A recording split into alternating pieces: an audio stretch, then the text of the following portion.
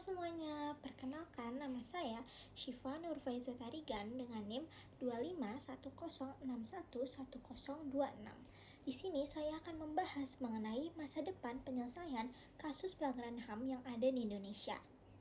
Bayangkan kamu kehilangan seseorang bukan karena sakit, bukan karena kecelakaan, tapi karena suatu malam ada orang datang ke rumahmu membawa pergi anggota keluargamu. Dan sejak saat itu tidak ada kabar, tidak ada penjelasan, tidak ada jasad, tidak ada pengakuan. Kamu telah melapor ke polisi namun tidak ada tindakan. Kamu mengetuk pintu lembaga negara, kamu diabaikan. Kamu berteriak di jalanan, kamu malah dicap sebagai provokator. Bertahun-tahun berlalu, puluhan tahun berlalu, dan negara yang seharusnya melindungimu masih saja diam. Itulah yang dialami oleh ribuan keluarga korban pelanggaran HAM berat yang ada di Indonesia. Ini bukan cerita fiksi ataupun drama. Ini adalah suatu kenyataan yang masih berlangsung sampai hari ini. Dan hari ini saya ingin mengajak kita untuk merenung dan juga bertanya, kemana arah keadilan itu? Seperti apa masa depan penyelesaian HAM di Indonesia? Indonesia adalah negara yang lahir dari perjuangan, tapi di balik narasi kemerdekaan dan pembangunan, tersimpan lembaran-lembaran gelap yang selama ini kerap diabaikan, dikubur, bahkan disangkal. Kita bicara tentang tragedi 1965 sampai 1966, di mana ratusan ribu hingga jutaan orang dibunuh, dipenjara, atau diasingkan tanpa proses hukum yang adil atas tuduhan komunisme yang banyak diantaranya tidak pernah terbukti. Lalu kita bicara tentang penembakan misterius di era 1980-an, di mana ribuan orang sebagian besar berlatar belakang kriminal, tapi juga banyak yang tidak bersalah ditemukan tewas dengan tanda-tanda eksekusi. Lalu kita bicara tentang peristiwa Talang Sari 1989, di mana komunitas muslim di Lampung diserang dan dibantai oleh aparat.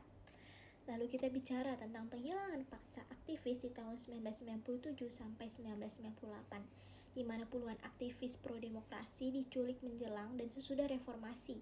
Sebagian telah ditemukan dalam kondisi mengenaskan, dan sebagian lainnya hingga kini tidak diketahui nasibnya. Lalu kita bicara tentang tragedi Trisakti, Semanggi 1 dan juga Semanggi 2, di mana mahasiswa yang turun ke jalan untuk melakukan reformasi justru ditembaki.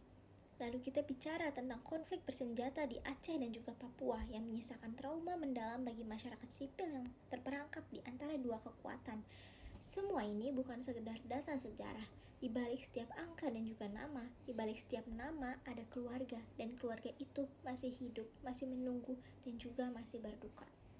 Sekarang mari kita berbicara soal hukum. Indonesia sebenarnya sudah memiliki perangkat hukum untuk menangani pelanggaran HAM berat. Ada Undang-Undang Nomor 26 Tahun 2000 tentang Pengadilan HAM. Ada Komnas HAM sebagai lembaga yang bertugas menyelidiki. Ada mekanisme pengadilan HAM ad hoc yang bisa dibentuk untuk kasus-kasus masa lalu. Di atas kertas perangkatnya ada, tapi kenyataannya sangat berbeda. Komnas HAM sudah menyelidiki banyak kasus dan menyerahkan berkas penyelidikan ke Kejaksaan Agung. Tapi Kejaksaan Agung berulang kali mengembalikan berkas itu dengan alasan belum memenuhi syarat formil dan juga material. Ini terjadi berulang kali, bertahun-tahun, seperti lingkaran yang tidak pernah berujung. Dan ketika ada kasus yang akhirnya sampai ke pengadilan, seperti kasus pelanggaran HAM di Timur-Timur dan Tanjung Priok, hasilnya justru mengecewakan. Banyak terdakwa dibebaskan, sebagian karena kurangnya bukti, sebagian karena tekanan politik, dan sebagian lagi karena sistem hukum kita sendiri yang belum cukup dan kuat untuk menghadapi kejahatan sekelas ini. Pertanyaannya bukan lagi apakah hukumnya ada, pertanyaannya adalah mengapa hukum itu tidak benar-benar dijalankan. Jawabannya ada di sini, hambatan struktural dan juga kemauan politik. Pertama, soal impunitas yang mengakar. Banyak pelaku pelanggaran HAM di masa lalu adalah bagian dari institusi militer dan kepolisian. Institusi-institusi ini sampai hari ini masih memiliki pengaruh yang sangat besar dalam kehidupan politik Indonesia. Menuntut mereka berarti menyentuh sarang lebah, dan tidak banyak pemimpin politik yang berani melakukan itu. Kedua, tidak ada kemandirian yang cukup antara Kejaksaan Agung dan kekuasaan eksekutif.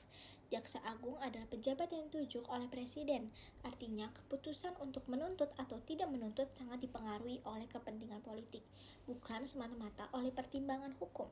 Ketiga, persoalan waktu dan juga bukti. Kasus-kasus ini sudah berumur puluhan tahun, banyak saksi yang sudah meninggal, dokumen-dokumen penting hilang entah kemana. atau sengaja dimusnahkan. Semakin lama dibiarkan, semakin sulit mengungkapkan kebenaran. Keempat, ada ketidakjelasan norma hukum dan penerapan undang-undang pengadilan HAM itu sendiri. Siapa yang bisa diseret ke pengadilan, bagaimana standar pembuktiannya, apakah komando atas bisa dipertanggungjawabkan? Perdebatan teknis hukum ini sering digunakan sebagai alasan untuk tidak bertindak. Dan yang kelima, ini yang paling menyedihkan, banyak korban yang mulai kelelahan. Mereka sudah berjuang selama puluhan tahun, sebagian dari mereka sudah tua, sebagian sudah meninggal, tanpa pernah melihat keadilan. Dan negara terus bergerak maju seolah masa lalu itu bukan tanggung jawabnya. Tapi bukan berarti tidak ada yang bergerak sama sekali. Di era Presiden Joko Widodo ada langkah yang cukup signifikan walaupun masih diperdebatkan. Pada Januari 2023, Presiden Jokowi secara resmi mengakui terjadinya 12 peristiwa pelanggaran HAM berat di Indonesia dan menyampaikan penyesalan negara. Ini dilakukan setelah tim PPHAM, tim penyelesaian non-yudisial pelanggaran HAM berat masa lalu, telah menyelesaikan tugasnya berdasarkan Kepres nomor 17 tahun 2022. Ke-12 peristiwa itu mencakup tragedi 1965, penembakan misterius 1982-1985, peristiwa Talang Sari, tragedi Trisakti dan juga Semanggi, penghilangan paksa aktivis, dan beberapa kasus lainnya. Pengakuan ini penting. Ini pertama kalinya seorang presiden Indonesia secara eksplisit menyebutkan peristiwa-peristiwa itu sebagai pelanggaran HAM berat dan mengungkapkan penyesalan. Tapi ini adalah tapi yang besar. Pengakuan itu tidak disertai dengan proses hukum. Tidak ada penyebutan nama pelaku, tidak ada mekanisme pengungkapan kebenaran menyeluruh, dan tidak ada jaminan pemulihan konkret dan terukur bagi para korban dan keluarganya. Banyak aktivis HAM dan keluarga korban menyebut langkah ini sebagai rekonsiliasi tanpa kebenaran. Dan rekonsiliasi tanpa kebenaran, kata mereka, bukanlah rekonsiliasi. Itu hanya cara yang lebih halus untuk melupakannya. Kita tidak sendirian dalam menghadapi warisan kekerasan masa lalu, dan kita bisa belajar dari pengalaman negara lain. Afrika Selatan membangun Truth and Reconciliation Commission setelah berakhirnya apartheid. Pelaku bisa mendapatkan amnesti, tapi hanya jika mereka mengungkapkan kebenaran secara penuh dan juga publik. Prosesnya menyakitkan, tapi membuka ruang pemulihan yang nyata. Argentina tidak berhenti pada pengakuan. Mereka mengadili para jenderal yang bertanggung jawab atas penghilangan paksa ribuan orang di era kediktatoran. Bahkan setelah ada upaya untuk memblokir proses hukum, masyarakat sipil dan korban terus berjuang, dan akhirnya berhasil. Timor Leste membentuk Komisi Penerimaan, Kebenaran, dan Rekonsiliasi. Timor Leste berhasil menghasilkan laporan yang sangat komprehensif, CIGA, yang mendokumentasikan kejahatan HAM selama pendudukan Indonesia. Ini menjadi rujukan penting bagi upaya pemulihan. Di semua contoh ini ada satu benang merah. Ungkapan kebenaran adalah syarat minimum dan rekonsiliasi yang bermartabat, tidak bisa dibalik dan juga tidak bisa disingkat. Lalu, seperti apa masa depan yang kita harapkan? Pertama, dibutuhkan komitmen politik yang nyata dan berkelanjutan, bukan hanya pernyataan penyesalan, tapi keberanian untuk membuka arsip negara, menghadirkan pelaku ke pengadilan, dan memastikan institusi keamanan tunduk pada prinsip akuntabilitas. Ini bukan pekerjaan satu presiden, ini pekerjaan lintas generasi kepemimpinan. Kedua, mekanisme pengungkapan kebenaran yang kredibel. Indonesia perlu sebuah komisi kebenaran yang benar-benar independen, punya mandat yang jelas, sumber daya yang cukup, dan perlindungan hukum yang memadai, baik untuk korban maupun para saksi. Komisi ini bukan mengganti pengadilan, tapi pelengkap yang sangat penting. Ketiga, pemulihan yang nyata bagi korban. Rehabilitasi nama baik, kompensasi yang layak, layanan psikososial, pengakuan dalam ruang publik, dan pendidikan sejarah. Korban bukan hanya butuh keadilan retributif, mereka juga butuh keadilan restoratif. Keempat, penguatan institusi hukum yang independen. Komnas HAM harus diperketat, bukan diperlemah.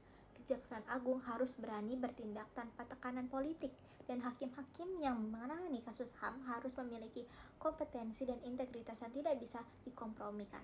Kelima, keterlibatan aktif masyarakat sipil. LSM, akademisi, jurnalis, dan juga mahasiswa punya peran yang tidak bisa digantikan. Mereka lah yang menjaga agar isu ini tetap hidup di ruang publik, yang mendokumentasikan kesaksian korban, yang mendesak negara untuk bertindak, dan keenam, yang paling dekat dengan kita adalah pendidikan sejarah yang jujur. Selama generasi muda Indonesia tidak tahu apa yang sebenarnya terjadi di masa lalu, selama buku-buku sejarah masih menyembunyikan kekerasan negara, maka akan selalu ada ruang bagi impunitas untuk bertahan. Saya ingin menutup dengan sebuah pertanyaan sederhana. Jika kamu adalah salah satu dari keluarga korban yang sudah menunggu keadilan selama 20, 30, bahkan 50 tahun, apa yang paling kamu inginkan dari negara ini? Mungkin bukan hanya hukuman bagi pelaku. Mungkin yang paling kamu inginkan adalah pengakuan bahwa apa yang terjadi itu nyata, bahwa itu salah, dan bahwa negara tidak akan pernah membiarkannya terjadi lagi. Keadilan bukan hanya soal penjara dan juga vonis. Keadilan juga soal kebenaran, soal memori, soal martabat. Indonesia bukan tidak mampu menyelesaikan ini. Kita punya hukum, kita punya lembaga, kita punya sumber daya manusia yang kompeten. Yang kita butuhkan adalah kemauan. Kemauan untuk tidak nyaman, kemauan untuk menghadapi masa lalu, kemauan untuk berkata, ya ini terjadi, ya ini salah, dan kami sebagai negara bertanggung jawab. Karena selama kata-kata itu belum diucapkan dengan sungguh-sungguh dan dibuktikan dengan tindakan nyata, maka luka itu akan terus ada dan kita generasi yang hidup hari ini punya pilihan.